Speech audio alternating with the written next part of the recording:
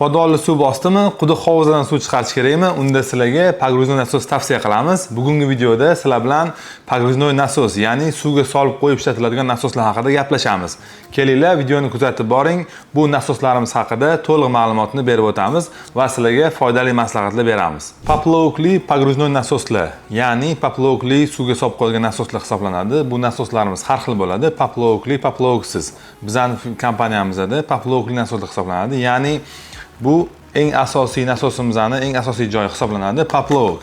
Ya'ni bu quruq ishlamaydi, quruq ishlamagandan keyin uzoq vaqt xizmat qilib beradi. Poplovogi pastga tushgan paytda avtomatik o'zini o'zi o'chiradi. Bu tepaga ko'tarilgan paytda apparatimiz avtomatik ishlaydi. Sababi bu apparatimizni quruq joyda ishlatish mumkin emas, asosan suvga solib qo'yib ishlatiladi. Quruq joyda ishlatilsa apparat kuyishi mumkin. Shuning uchun bu asosiy bizning apparatimizdagi fishkasi bu poplovok hisoblanadi. Apparatimizni qatlarda ishlatsak bo'ladi, ya'ni hovuzlarda, quduqlarda yoki podvallarda suv bosgan joylarda pastdan tepaga suv chiqarish maqsadida suvga solib qo'yib ishlatiladi. Apparatimizni ishlatgan paytimizda bu instrumentimizni o'rtacha ifloslikda, ya'ni toza suvda ishlatsa bo'ladi. Ya'ni juda ham ko'p iflos joylarda ishlatmaganni tavsiya qilamiz. Misol uchun ko'pchilik ustalarimiz suvga solib qo'yib, ariqqa solib qo'yib ishlatishadi. Ariqqa solgan paytda sizlarga tavsiya qilamiz, iloji boricha chelakka yoki qanaqadir jism ichiga solib qo'yib turib, keyin ariqqa solsanglar, apparatimizning o'zi suv tortadigan joyini o'zi loy joyga botib qolmasa yoki ariqlarga solgan paytimizda arqon bilan yoki tros bilan boylab turib, arig'i ichida o'rta razmer joyda turganini tavsiya qilamiz. Shunda apparatimiz uzoq xizmat qilib beradi. Apparatimizni foydalanadigan bo'lsak, apparat to'kka tiqdik, suvga soldik, ishlatamiz. Bu instrumentimizni katta davleniya bilan tepaga suv ko'tarib beradi. Ya'ni hovuzlarda, quduqlarda. Poplovokli pogruznoy nasoslar har xil turda bo'ladi, ya'ni usti jismi, ichki jismlari har xil holatda bo'ladi. Obmotkalari mis, alyumin bo'lishi mumkin. Bizning instrumentlarimiz mis obmotkadan iborat bo'ladi. Ustki qismlari ham har xil holatda bo'ladi. Instrumentlar asosan nirjaveyka, alyumin yoki oddiy metallический yoki chugunli bo'ladi. Bizning kompaniyamizning instrumentlari, pogruznoy nasoslari ustki qismlari chugun bilan qoplangan va albatta chugunning ustidan korroziyaga qarshi, zanglashga qarshi laklangan hisoblanadi. Ya'ni bu instrumentimizni uzoq vaqt suvga solib qo'yib ishlatishga mo'ljallangan hisoblanadi. Ya'ni salnilari, har bitta detalning bir-birining orasida qotirilgan salnilari juda ham mustahkam qilingan, bemalol suvga solib qo'yib foydalansa bo'ladigan qilib ishlab chiqarilgan hisoblanadi. Bu instrumentlarimizga keladigan bo'lsak, bizning kompaniyamizda Dimax, Rolf va Ubay brendlariga tegishli pogruznoy poplovokli nasoslarimiz bor. Bu apparatimiz xarakteristikasiga keladigan bo'lsak, instrumentlarimiz asosan 15 mm dan 100 mm gacha bo'lgan shlanka qo'yiladigan yoki turbo ulanadigan maksimal razmerlari bor. Sizlar bilan kelinglar, bugun eng kichkina razmerda, ya'ni Ubay brendiga tegishli pogruznoy nasos haqida gaplashamiz. Buni xarakteristikasiga keladigan bo'lsak, 220 volt tokda ishlaydi, 370 watt hisoblanadi. Instrumentimizning razmeri 25 mm lik turbo ulanadigan joyi bor. Apparatimizda soatiga 1,5 kub suv haydaydi. Instrumentimizda maksimal 16 metrgacha bo'lgan joyga suv haydab beradi, ya'ni tepalikka haydab beradi. Haydaganda ham davleniya bilan haydab beradi deb hisoblaymiz. Instrumentimizda maksimal 16 metr balandlikgacha haydab beradi. Haydaganda ham davleniya bilan haydab beradi.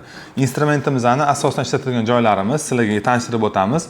Hovuzlarda yoki ariqlarda yoki basseynlarda suv qolib ketsa, shularni ko'tarishga yoki podvalda suv yig'ilsa yoki ko'pchilik usta akalarimiz buni paliv tizimi, ya'ni sug'arish tizimida ham foydalanish mumkin.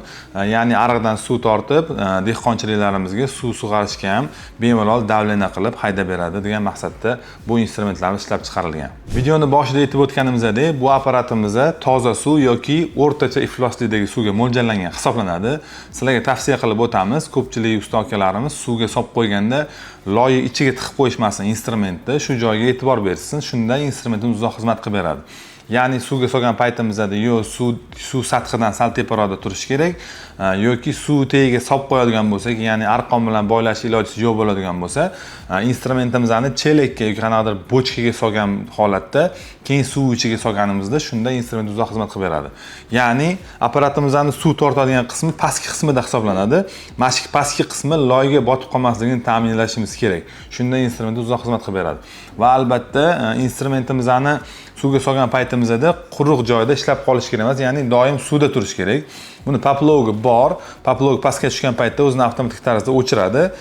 Faqat suvda, ariqda ko'p joylarda yotgan holatda poplogimiz pastga tepaga ko'tarilib qolgan holatda quruq joyda qolib ketmasligini ta'minlashni tavsiya qilamiz. Shunda instrument uzoq xizmat qilib beradi. Va yana bitta tavsiya qilamiz, instrumentimizni ko'p vaqt ishlatmasdan qoldirgan holatimizda, ya'ni yozgi sezonda ishlatdik, qishki sezonga borganda bu instrumentimiz ishlamaydi va keyingi yozgi sezongacha borganda instrumentimizni toza joyda saqlashimizni va quruq joyda saqlashimizni tavsiya qilamiz. Va albatta keyingi sezonda ishlatayotgan paytimizda suvga solib primoy foydalanishni tavsiya qilmaymiz. Apparatimizni ozgina vaqt turgandan keyin keyingi foydalangan paytimizda pastki qismida 3 ta churupi bor.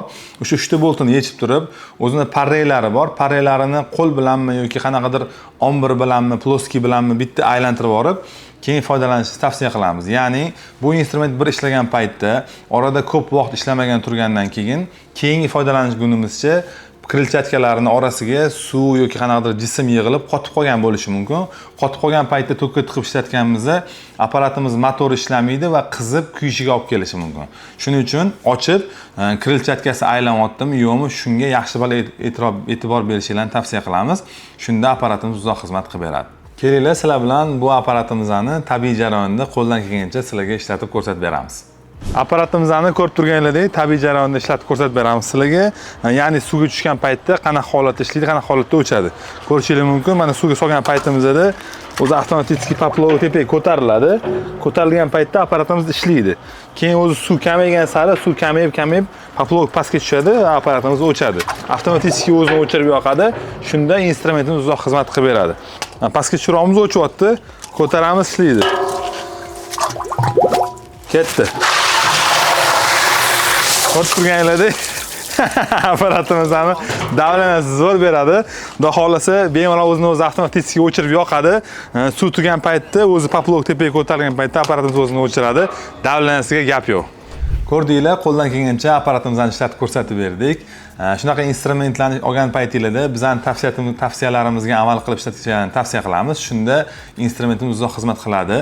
Agar sizlarga shunaqa professional instrumentlar kerak bo'ladigan bo'lsa, Mega Tools ilovasidan xarid qilishingiz mumkin va videolarda bizni kuzatib boringlar, bizni ijtimoiy tarmoqlarda kuzatib boring va fikr izohlaringiz bo'lsa, kommentariyaga yozib qoldirishingizni so'rab qolamiz.